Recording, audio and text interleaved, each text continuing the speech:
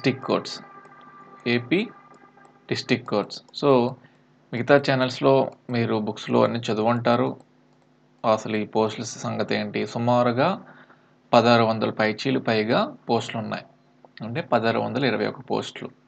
అందులో field assistant ఉంది, junior assistant ఉంది, కాపీయిస్టు, ఇలా రకరకాల పోస్టులు ఉన్నాయి. అయితే మీరు ఆల్రెడీ చదివిస్తున్నారు సగం భాగం. అయితే మన క్లాస్లో ఇప్పుడు ఏం చెప్పుకుంటామంటే దానికోసము మనం ఏమేమి రాస్తున్నాము, ఏపీ డిస్ట్రిక్ట్ కోడ్స్. అంటే కోర్ట్ అనేది దేని కింద వస్తుంది, అసలు కోర్టులు అంటే ఏంటి, లా అంటే ఏంటి అని మనము బేసిక్గా ఆ జనరల్ డేటా తెలుసుకోవాలి. సో అందువలన ఈ క్లాసులో లా అంటే ఏంటి, సో ఇవన్నీ మనకి జనరల్ టాపిక్స్లో కవర్ అయిపోతాయి. సో అక్కడ మనకి ఎగ్జామ్ అనేది ఎన్ని మార్కుల కంటే 80 మార్కులకి అని చెప్తాం. మరి అందులో 40 మార్కులు జిఎస్, 40 మార్కులు ఇంగ్లీష్ కొన్ని పోస్టులకి. అయితే కొన్ని పోస్టులకి మ్యాథ్స్ జోడించి 10 మార్కులు ఇంగ్లీష్ పెట్టి మిగతా మార్కులు రీజనింగ్కి పెట్టారు.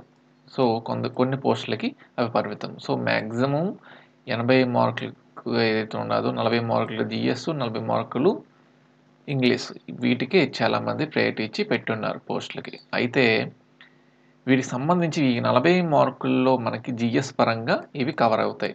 సో డిస్ట్రిక్ట్ మనం రాస్తున్నాం, మనం చదివేస్తున్నాం. కాకపోతే ఎగ్జామర్ పాయింట్ ఆఫ్ వ్యూలో పేపర్ తయారు చేసిన ఆయన ఏం చేస్తారంటే వీళ్ళకి అసలు కోర్ట్ అంటే ఏంటి, లా అంటే ఏంటి అవగాహన ఉందా లేదా అని చూస్తారు. నేను ఎందుకు ఈ యొక్క వీడియో ఎందుకు చేస్తున్నానంటే ఇది 10వ తరగతి ఎలిజిబుల్ మీద వచ్చిన నోటిఫికేషన్.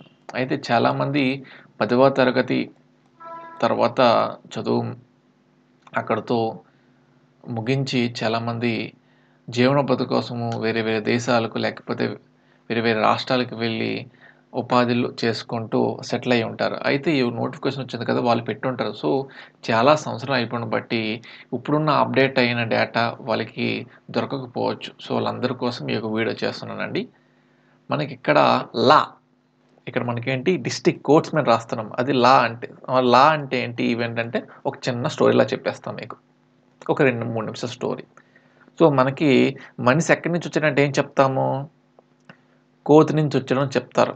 ఆ కోతి నుంచి వచ్చిన మనిషి ఎలా అయ్యాడు, కొండ కోణలు జీవించేవాడు. ఆ కొండ కోణల నుంచి ఏమైంది, ఎలా జరిగిందో తెలియదు కానీ మేలు ఫీమేల్, అబ్బాయి అమ్మాయిగా అవతరించారు. తర్వాత ఏమైంది, వాళ్ళకి పిల్లలు జన్మించారు. ఆ పిల్లలు జన్మించిన తర్వాత ఏమైంది, ఆ కొండ కోణలు ఉండలేరు కదా, సో వాళ్ళకి అందరూ ఉండడానికి ఒక ఇల్లుని చేసుకున్నారు. ఇల్లు అంటే కర్రలతో దీంతో ఒక సారవంతమైన నేలని చేసుకున్నారు.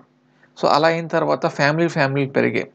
ఫ్యామిలీ పెరిగిన తర్వాత మనిషే కదా, మనుషులందరూ కొద్ది మంది అలా పెరుగుతున్నారు. అయితే ఇక్కడ మనకేంటి, అప్పుడు అన్నీ ఆహారం అనేది ఈజీగా దొరికిపోయేది. సో ఈజీగా దొరికిపోయేటప్పుడు ఏమయ్యేది,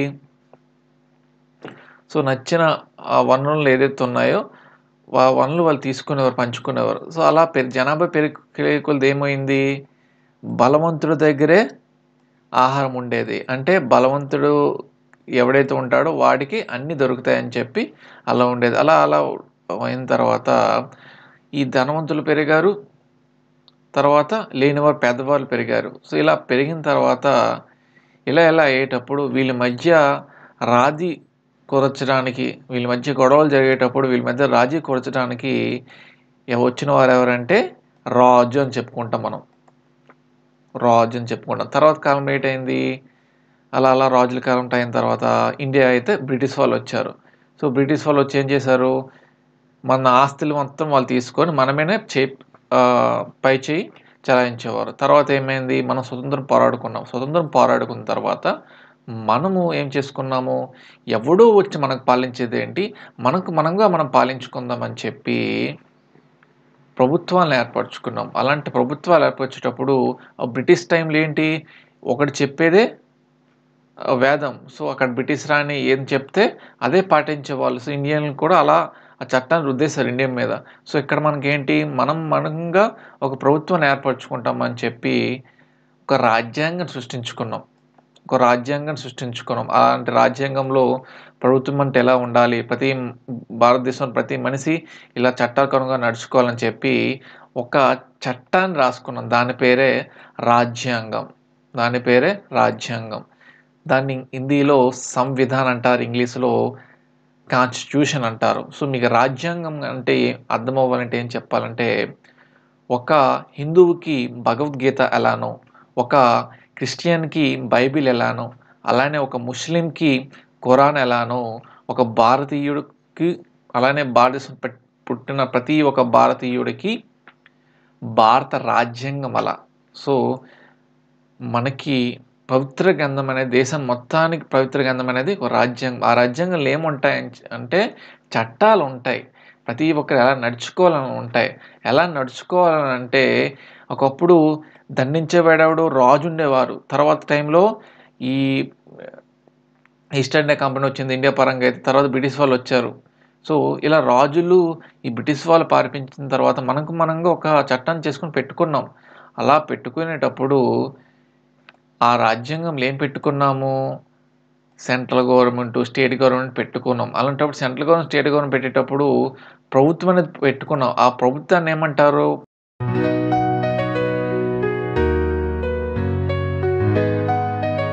ప్రభుత్వం యొక్క అంగాలను మనం పెట్టుకున్నాం. ఆ అంగాంట్లోనే మొదటిది శాసనశాఖ, రెండవది కార్యనిర్వహణ శాఖ, మూడవది వెరీ వెరీ ఇంపార్టెంట్ న్యాయశాఖ. సో, ఇక్కడ ఒకప్పుడు దండించేవాడు ఎవరు?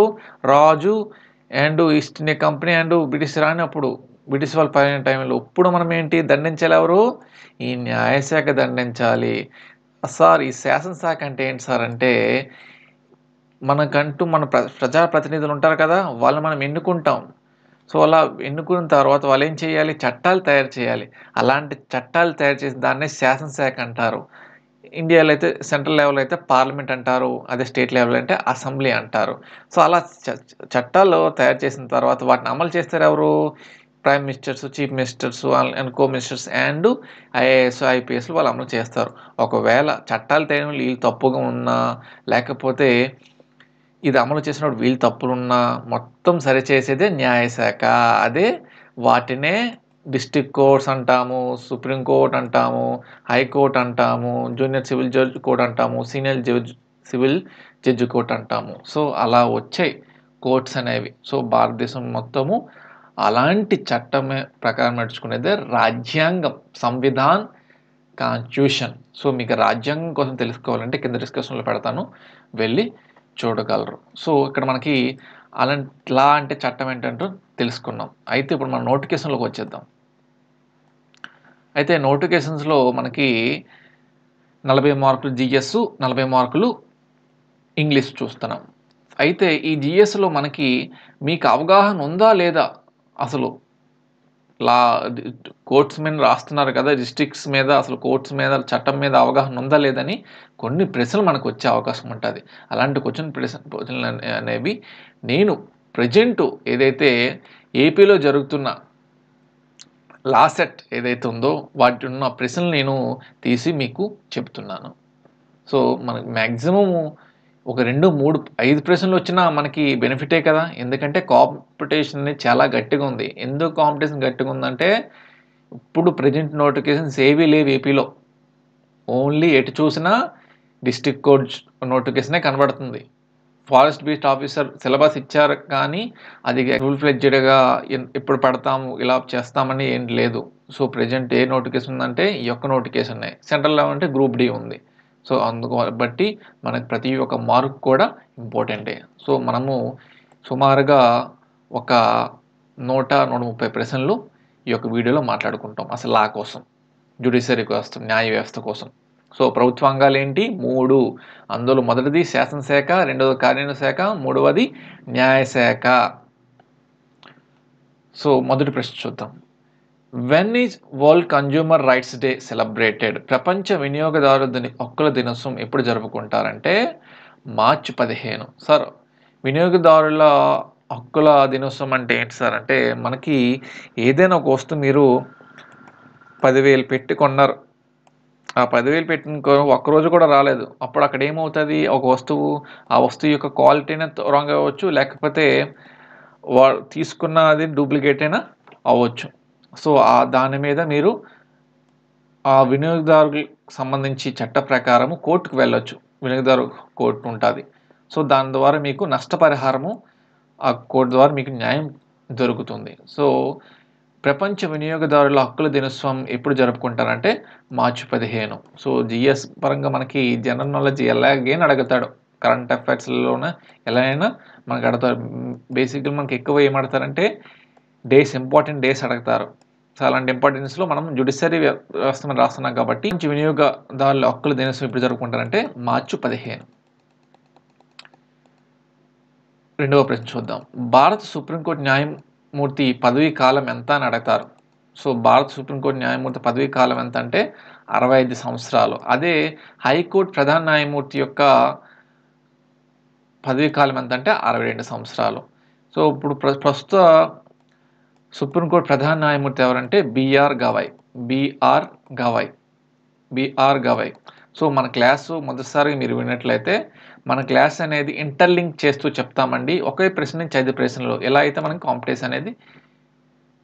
కాంపిటేటివ్ ఎగ్జామ్స్‌లో ఈజీగా మనం నేర్చుకోవచ్చు. సో, ప్రస్తుత సుప్రీంకోర్టు ప్రధాన న్యాయమూర్తి ఎవరంటే బీఆర్ గవాయ్. ఈయన భారతదేశ 52వ సుప్రీంకోర్టు ప్రధాన న్యాయమూర్తి. అలానే మరి ఇటీవల తెలుగు వ్యక్తిగా చేసి రిటైర్మెంట్ అయ్యారు కదా! ఆయనేమంటే 48వ భారతదేశ సుప్రీంకోర్టు యొక్క ప్రధాన న్యాయమూర్తి 48వ న్యాయమూర్తి ఎవరంటే ఎన్వి నూతలపాటి రమణ గారు తెలుగు వ్యక్తి ఆయన. మరొక ప్రశ్న చూద్దాం. క్రింది వాటిలో దేనిని చట్టానికి మూలంగా పరిగణించవచ్చు? సో, కస్టమ్స్ అంటే ఆచారాలు అండ్ లెజిస్లేషన్ శాసన నిర్మాణం, ప్రెసిడెంట్ పాత తీర్పులు. సో, ఇక్కడ మనకి క్రింది వాటిలో దేనిని చట్టానికి మూలంగా పరిగణించవచ్చు అంటే మనకి చట్టాలని ఎలా పుట్టుకొచ్చాయి? సో, ఒకప్పుడు ఈ చట్టాలు ఏవీ లేకున్నప్పుడు ఏముండేది? ఆచారాలు. సో, మనకి విలేజెస్‌లో ఇప్పటికీ చూస్తుంటాము. సో, విలేజ్ ఆచారం ప్రకారము చేస్తుంటారు. సో, అలాంటి వాటి నుంచి మనం చట్టాలు తీసుకోవచ్చు. అలానే లెజిస్లేట్ అంటే పాత పూర్వకాలంలో చట్టాలు స్టార్టింగ్ టైంలో రాసుకున్నారు. అలాంటి శాసనాలు రాసుకున్నారు. శాసనం అంటే లా అంటే ఒక శాసనం అంట తెలుగులో. సో, అలా రాసుకున్నారు. దాని నుంచి మనం తీసుకోవచ్చు. అలానే కోర్టులు వచ్చిన తర్వాత తీర్పులు ఉంటాయి కదా! ఆ తీర్పుల్ని చట్టాలుగా మనము పరిగణించవచ్చని. సో, కింది వాటిలో దేన్ని చట్టానికి మూలంగా పరిగణించవచ్చు అంటే ఆచారాలు, లెజిస్లేషన్ అండ్ ప్రెసిడెంట్ పాత తీర్పులు. సో, ఇక్కడ మనకు ఆన్సర్ ఏంటి? పైవన్నీ. భారతదేశంలో బాలికలకు చట్ట ప్రకారం కనీస వివాహ వయస్సు ఎంత అంటే 18 సంవత్సరాలు కంపల్సరీ. అలానే చట్టంలో వాయిడ్ అనే పదానికి ఉన్న అర్థం ఏంటి? What is the meaning of term void in law? So, void అంటే చెల్లదు లేదా శూన్యం. సో, ఇలాంటి మనకు పదాలు మనకి అవగాహన ఉందో లేదని మనకి అడిగే ఛాన్స్ ఉంటాయి. సో, కంపల్సరీ మనం చదువుకోవాలి. భారతదేశంలో రాజ్యాంగ దినోత్సవం సంవిధాన్ దివాస్ ఎప్పుడు జరుపుకుంటారు అంటే నవంబర్ 26. నవంబర్ 26 ఏంటంటే ఇందాక చెప్పుకున్నాం కదా! సో, రాజులు, బ్రిటిష్ వాళ్ళందరూ పాలించిన తర్వాత ఎవడో వచ్చి మనకు పాలించేదని మనం పాలించుకుంటాం. మనం ఒక రాజ్యాంగం రాసుకుందాం. సో, మనం పాలించుకోవాలంటే ఒకటి చెప్తే అది అయిపోద్దా? అందరూ ఒక మాట మీద నుండి ఒక పత్రం రాసుకోవాలి. అలాంటి పత్రం పేరే రాజ్యాంగం. సో, అలాంటి రాజ్యాంగం కోసం రాసేటప్పుడు ఒక రాజ్యాంగ పరిషత్ అని మనము ఏర్పరచుకున్నాం. రాజ్యాంగ పరిషత్. సో, ఈ యొక్క రాజ్యాంగ పరిషత్‌లోని ఒక కమిటీ పేరే డ్రిఫ్టింగ్ కమిటీ, ముసాయిదా కమిటీ అంటారు. అలాంటి ముసాయిదా కమిటీ ఏంటంటే రాజ్యాంగాన్ని రాయడం కోసం ఏర్పాటైన కమిటీ పేరే ముసాయిదా కమిటీ. అలాంటి ముసాయిదా కమిటీకి యొక్క చైర్మనే డాక్టర్ బిఆర్ అంబేద్కర్ గారు. సో, అలా డాక్టర్ బిఆర్ అంబేద్కర్ అధ్యక్షతన రాసిన మొదటి కమిటీ ఆ యొక్క రాజ్యాంగ పరిషత్‌కి తమ యొక్క రాజ్యాంగాన్ని సమర్పించగా వాళ్ళు రాసిన సమర్పించగా నవంబర్ 26, 1949లో దాన్ని ఈ యొక్క రాజ్యాంగ పరిషత్తు ఆమోదించింది. అందుకోసమని మనము సంవిధాన్ దివస్ అని చెప్పుకుంటాం నవంబర్ 26. అలానే నవంబర్ 26ను మనం భారతదేశంలో నేషనల్ లా డేగా జరుపుకుంటాం. సో సంవిధాన్ దివస్ అన్నా ఒకే date and national law day అన్నా ఒకే డేటు. సో అది మీరు గుర్తుంచుకోవాలి. ఇక జమ్మూ కాశ్మీర్ ప్రత్యేక హోదా కల్పించే ఏ అధికరణను భారత ప్రభుత్వం 2019లో రద్దు చేసింది? సో ఒకప్పుడు భారత రాజ్యాంగం అనేది జమ్మూ కాశ్మీర్ ప్రత్యేకంగా రాజ్యాంగం ఉండేది. దాన్ని ఏం చేసిందంటే ప్రత్యేక హోదాను తీసివేసి ఆర్టికల్ 370 రద్దు చేసింది 2019లో. సో 2019 రద్దు చేసి 2019 డిసెంబర్ 31న జమ్మూ కాశ్మీర్ అనేది 2 కేంద్రపాలిత ప్రాంతాలుగా ఇండియాలో కల్పిస్తారు. ఇక మరొక ప్రశ్న చూద్దాం. ఒక వ్యక్తిని అదుపులోకి తీసుకున్న పోలీస్ అధికారి అతన్ని డాష్లోగా మిజిస్ట్రేట్ ముందు హాజరుపరచాలి. సో మనకి a police officer who takes a person into custody must produce him before the magistrate within dash. అంటే ఏదైనా ఒక పర్సన్ని అనధికారికంగా అరెస్ట్ చేసేటప్పుడు ఆ వ్యక్తిని 24 గంటలుగా కోర్టు ముందు హాజరుపరచాలి. దీన్ని ఏమంటారంటే హెబియస్ కార్పస్. సో ఎవరైతే జేబీ మూవీ చూసుంటారో అందులో ఈ యొక్క రిట్ అనేది ఉపయోగిస్తారు. సో మన భారత రాజ్యాంగంలో ఎవరు ఎలా ఉండాలి ప్రతిదీ డీటెయిల్గా చెప్పారు. అందుకోసమనే మనకు ఎవరైనా అనధికారికంగా అరెస్ట్ చేసినా సో అలాంటి అనధికారంగా అరెస్ట్ చేసేటప్పుడు దాని నుంచి రక్షణ కోసం ఈ యొక్క రిట్ అనేది కోర్టులు అనేవి జారీ చేస్తాయి.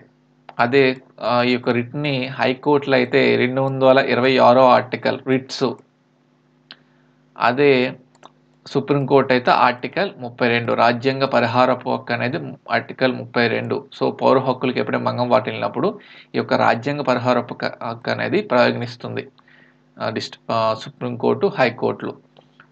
సో రాజ్యాంగ పరిహారపు హక్కుని heart of the Indian constitution అని ఎవరు అన్నారంటే డాక్టర్ బిఆర్ అంబేద్కర్.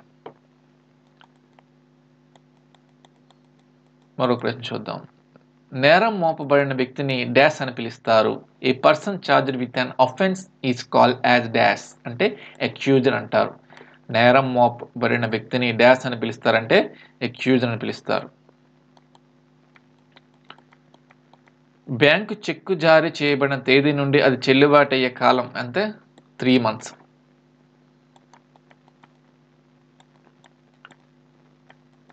లైంగిక నేరాల బారి నుండి పిల్లలను రక్షించడానికి రూపొందించిన చట్టం ఏది మనకని అడుగుతారు. సో అది వచ్చేసి POCSO act, protection of children from sexual offence act 2013. 2013 ఇటీవల మూవీ కూడా వచ్చింది ఈ పోక్సో దీని మీద. మరొక ప్రశ్న. చట్టంలో శిక్షా నిర్ణయం అనే పదానికి అర్థం ఏమిటి? What is the meaning of the sentence in law? So చట్టంలో శిక్షా నిర్ణయం అనే పదానికి అర్థం ఏంటంటే దోషిగా నిర్ధారించబడిన వ్యక్తికి న్యాయస్థానం నిర్ణయించిన శిక్ష. The punishment decided by a court for a convicted person. So దోషిగా నిర్ధారించబడిన వ్యక్తిని న్యాయస్థానం నిర్ణయించిన శిక్ష. ఆల్రెడీ దోషిగా ఉన్న వ్యక్తిని కోర్టు వేసిన శిక్షనే శిక్షా నిర్ణయం అని పిలుస్తారు. మరొక ప్రశ్న. What does the legal principle ignorantia juris non excusat mean? So ignorantia juris non excusat అనే న్యాయ సూత్రానికి అర్థం ఏమిటి అని అడుగుతారు. సో దాని అర్థం ఏంటంటే చట్టం గురించి తెలియకపోవడం క్షమార్హం కాదు.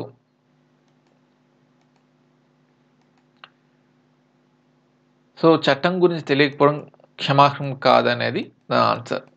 అలానే ఏప్రిల్ 2025 నాటికి భారత రాజ్యాంగానికి ఎన్ని సవరణలు జరిగాయి అంటే 106 సవరణలు జరిగాయి.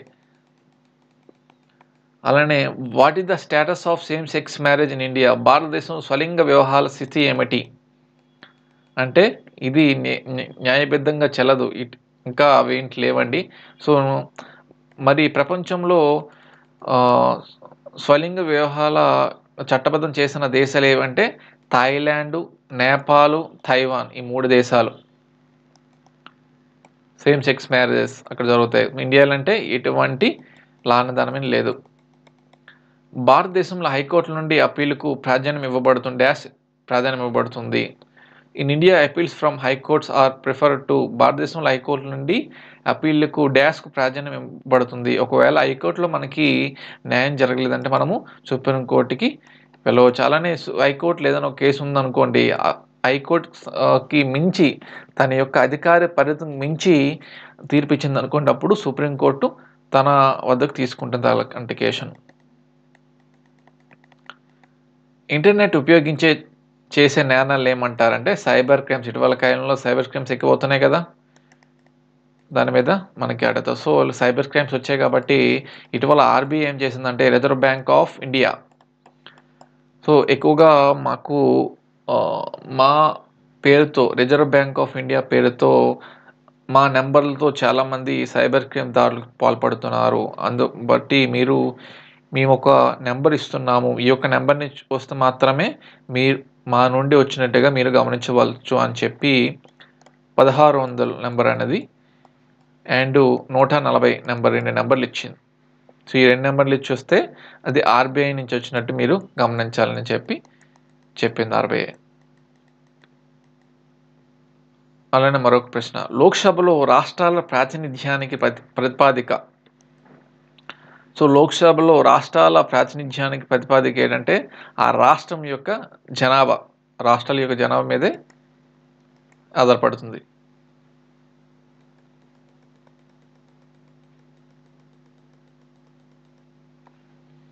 అలానే భారత రాష్ట్రపతి ఎన్నికను నిర్వహించడానికి ఏ సంస్థ బాధ్యత వహిస్తుంది?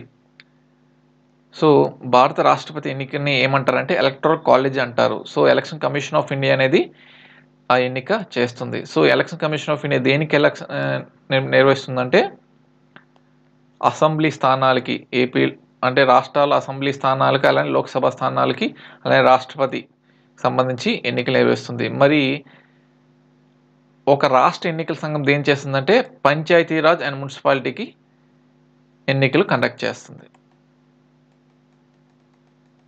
మరొక ప్రశ్న చూద్దాం, ప్రజా ఖజానా సంరక్షకుడు అని ఎవరిని పరిగణిస్తారు?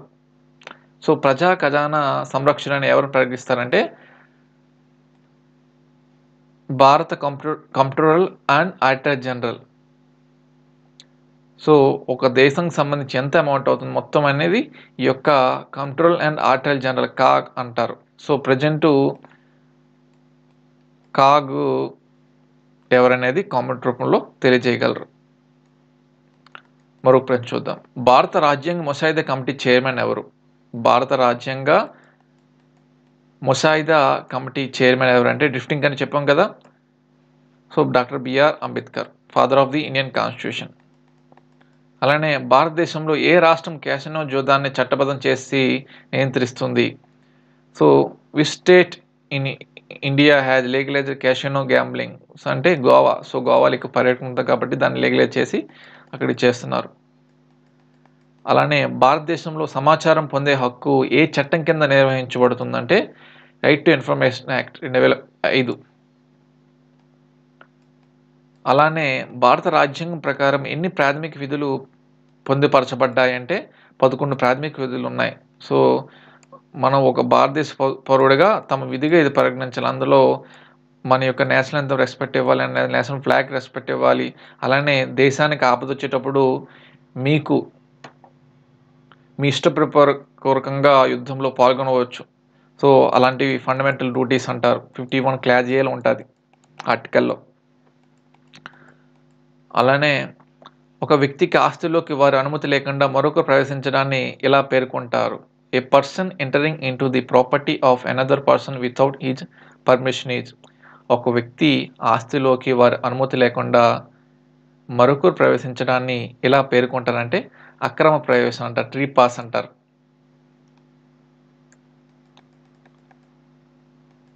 ఉమ్మడి పౌరస్కృతి అంటే ఏంటి? సో ఇటీవల కాలంలో ఉమ్మడి పౌరస్కృతి అని యూనిఫామ్ సివిల్ కోడ్ అని తెచ్చారు. సో ఉమ్మడి పౌరస్కృతి అంటే ఉమ్మడి వ్యక్తిగత చట్టాలు. సో ఎటువంటి రిలీజియన్ బేస్డ్ చట్టాలు లేకుండా అందరికి ఒకే చట్టం ఉంటుందని చెప్పారు. సో ఇలా యూసీసీ యూనిఫామ్ సివిల్ కోడ్ మొట్టమొదటిసారిగా ప్రవేశపెట్టిన రాష్ట్రం ఏదంటే ఉత్తరాఖండ్. ఉత్తరాఖండ్ యొక్క చీఫ్ మినిస్టర్ అంటే పుష్కర్ సింగ్ ధామీ. అలానే దీన్ని మీకు అర్థం అవ్వాలంటే ఏంటంటే, ఇప్పుడు మనకి ఎక్కువగా ఇండియాలో ఏమవుతుందంటే బయట దేశాల్లో డేటింగ్ అంటే చాలా చిన్న విషయం వాళ్ళకి. ఇండియాలో అలా ఉండదు. ఇండియాలో భారతీయ చట్టాలు వేరు, భారతదేశ చట్టాలు వేరు. సో మన యొక్క సంస్కృతి అది కాదు. సో అందుకోసం అంటే చాలామంది డేటింగ్ చేసి విడిపోయే తర్వాత పిల్లలు బోర్న్ అయిన తర్వాత అదొక ఇష్యూ అయిపోతుంది. కోర్టులో కూడా అది చాలా చాలా ఏళ్ళు అలాగా పెండింగ్ అవుతూ ఉన్నాయి. సో దాన్ని బట్టి ఏం చేసిందంటే, ఈ యొక్క చట్టం వచ్చిన తర్వాత ఏమవుతుందంటే, ఒక రాష్ట్రంలో కానీ దేశంలో కానీ డేటింగ్ చేయాలన్నా ఫస్ట్ రిజిస్ట్రేషన్ చేసుకోవాలి ఆ జంటలు. సో అలా యూసీసీ అనేది తెచ్చారు. సో ప్రతి ఒక్క ఏ ఒక్క రిలీజియన్తో సంబంధం లేకుండా అందరికి ఒకే చట్టం తేవాలని ఈ యొక్క యూసీసీ తెచ్చారు కేంద్ర ప్రభుత్వం. Right to life is a dash హక్కు అని అంటే ఇది ప్రాథమిక హక్కు. సో మనకి ప్రాథమిక ఫండమెంటల్ రైట్స్ ఏంటంటే 6. అదే భారత రాజ్యాంగం అమలులోకి వచ్చినప్పుడు ఏంటంటే 7. అందులో ఒకటి ఎప్పుడు తీస్తారంటే 1978లో తీస్తారు. అది దాన్ని ఎన్నో రాజ్యాంగ సవరణ అంటే 44వ రాజ్యాంగ సవరణ. సో అది ఏ ఒక్క ఆర్టికల్ అంటే 31వ ఆర్టికల్. దాన్ని తీసి ఏం చేశారంటే లీగల్ రైట్ చేశారు. లీగల్ రైట్స్ అంటే కాన్స్టిట్యూషనల్ రైట్ అంటారు. ఫండమెంటల్ రైట్స్ వేరు, కాన్స్టిట్యూషనల్ రైట్ వేరు. సో లీగల్ రైట్ అంటే ఏంటి సార్ అంటే, ఏదైనా ఒక వస్తువు మనం కొన్నాం అనుకోండి, ఒక భూమి మనం కొన్నాం. ఆ భూమి కొనేటప్పుడు ఏమవుతుంది, సో అమౌంట్ అనేది ఇచ్చిపుచ్చుకోవడం అయిపోతుంది. తర్వాత ఏమవుతుంది, వాళ్ళ యొక్క పేరు మీద ఉన్నది మన పేరు మీద చేసుకుంటాం. అప్పుడు ఏమవుతుంది, లీగల్గా ఒక డాక్యుమెంట్ ఇస్తారు. ఆ డాక్యుమెంట్ అనేది మీరు ఒక ఆనర్గా చెప్తుంది. సో అలా లీగల్గా మనం హక్కు పొందవచ్చు. కానీ ప్రాథమిక హక్కుగా ఆస్తి హక్కు ఉంటే ఒక ఆస్తి అనేది ఒకే దగ్గర ఎల్లకాలం ఉండదు కదా, మారుతూ ఉంటుంది. అందుకోసం అనేది ఆస్తి హక్కు 31 తీసి 300 క్లాజీగా మార్చి లీగల్ రైట్ చేసేసారు. సో రాజ్యాంగం ప్రకారం జీవించే హక్కు అనేది ఫండమెంటల్ రైట్. 21 సుస్థిరమైన అభివృద్ధి అంటే ఏంటి? సుస్థిరమైన అభివృద్ధి అంటే భవిష్యత్ అవసరాల సమతుల్యత అభివృద్ధి అంటారు. సో మనము ఒక sustainable development to means implies అంటే మనకి కొన్ని సంవత్సరాలకి సంబంధించి ఒక గోల్ పెట్టుకొని దాని మీద మనం అన్ని విషయాల్లో, ఎడ్యుకేషన్స్లో, వాతావరణం పరంగా అన్ని దాంట్లో పురోగతి సాధించే విధంగా పెట్టుకున్నదే భవిష్యత్ అవసరాల సమతుల్యత అభివృద్ధి. దాని యొక్క మీనింగ్. క్రింది వాణిలో భారత రాజ్యాంగ ప్రవేశాలు స్పష్టంగా ప్రస్తావించబడిన పదం ఏంటి అంటే అమెండ్. సో భారత రాజ్యాంగం ప్రవేశంలో ఏముంటుందంటే, we the people of India.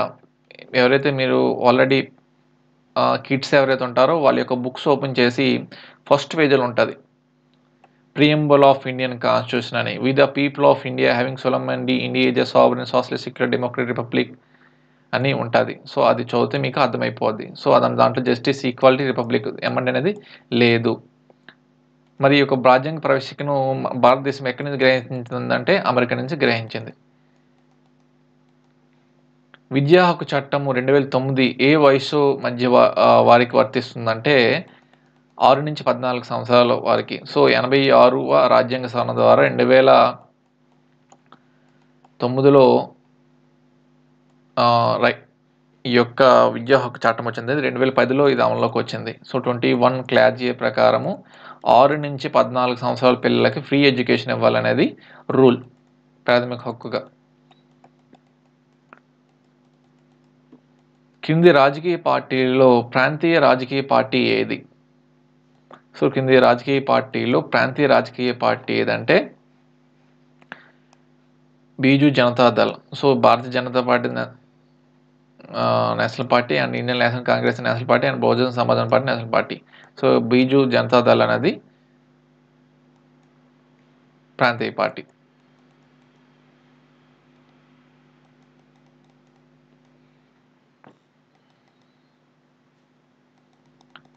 ఒక వ్యక్తిని అరెస్ట్ చేయడానికి పోలీసులకు అధికారం ఇచ్చే ఉత్తర్వును ఏమంటారంటే వారెంట్ అంటారు. సో మేము వారెంట్ జారీ కొన్ని సందర్భాల్లో చూస్తుంటాం కదా మనం. సో అంతర్జాతీయ మానవ హక్కుల దినోత్సవాన్ని ఎప్పుడు జరుపుకుంటారంటే December 10 విశ్వ మానవ హక్కు రోజు అంటారు. The word shoot is used in దావా అనే పదాన్ని కింది కేసులు ఉపయోగిస్తారంటే సివిల్ మ్యాటర్స్. సో మేము హైకోర్టులో నేను దావా వేస్తాను అని చెప్తుంటారు కదా. సో లైంగిక నేరాల నుండి పిల్లలను రక్షించే చట్టం పోక్సో వీరికి వర్తిస్తుందంటే 18 సంవత్సరాల లోపల పిల్లలకి, అంటే 18 సంవత్సరాలు నిండని పిల్లలకి వర్తిస్తుంది.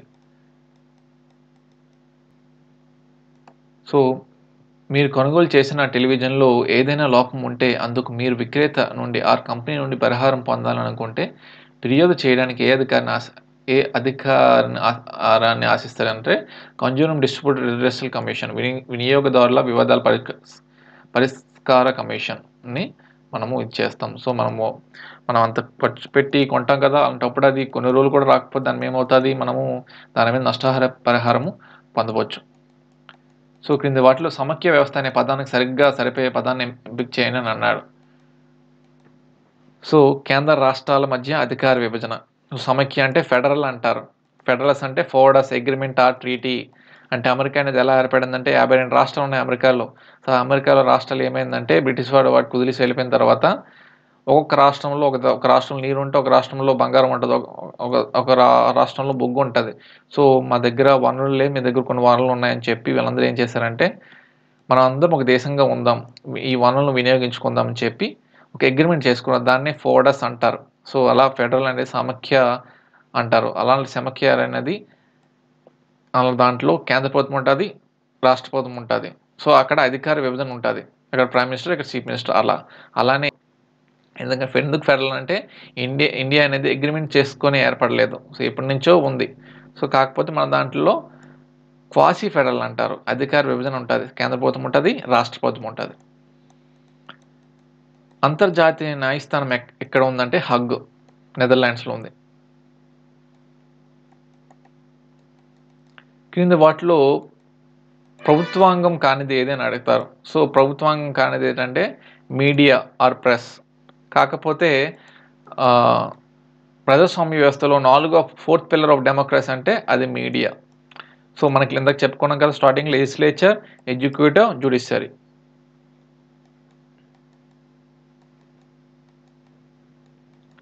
భారత రాజ్యాంగం సంబంధించి కింది వాటిల్లో ఏది నిజమైందని అడుగుతారు.